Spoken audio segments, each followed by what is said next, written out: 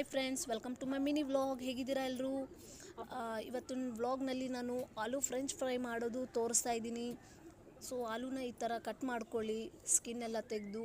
ಆಮೇಲೆ ಒಂದು side ವಾಟ್ರನ್ನ boil ಮಾಡೋಕ್ಕಿಡಿ, ಕುದಿಸಿ. ಆ ಕುದಿಸಿದೋ ನೀರಲ್ಲಿ ಈ ಥರ ಕಟ್ ಮಾಡಿರೋ ಹಾಲನ್ನು ನಾವು ಜಸ್ಟ್ ಒಂದು 5 ನಿಮಿಷ ಕುದಿಸ್ಬೇಕು.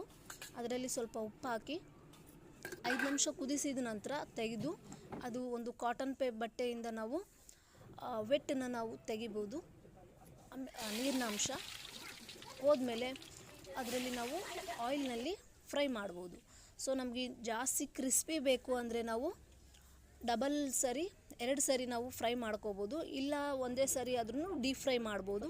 ಸೊ ಇದರಲ್ಲಿ ತೆಗೆದ ಮೇಲೆ ಉಪ್ಪು ಖಾರ ಟೇಸ್ಟಿಗೆ ತಕ್ಕಂಗೆ ಹಾಕಿ ಟೊಮಟೊ ಸಾಸ್ನಲ್ಲಿ ತಿನ್ಬೋದು, ಇಲ್ಲ ಅಂದರೆ ಗರಂ ಮಸಾಲ ಸ್ವಲ್ಪ ಆ್ಯಡ್ ಮಾಡಿಕೊಂಡು ತಿನ್ಬೋದು. ಇದು ಅಂತೂ ತುಂಬ ಸೂಪರ್ ಆಗಿದೆ. ಒಮ್ಮೆ ಟ್ರೈ ಮಾಡಿ ನೋಡಿ ಹೇಗಿದೆ ಅಂತೇಳಿ ಕಮೆಂಟ್ನಲ್ಲಿ ತಿಳಿಸಿ.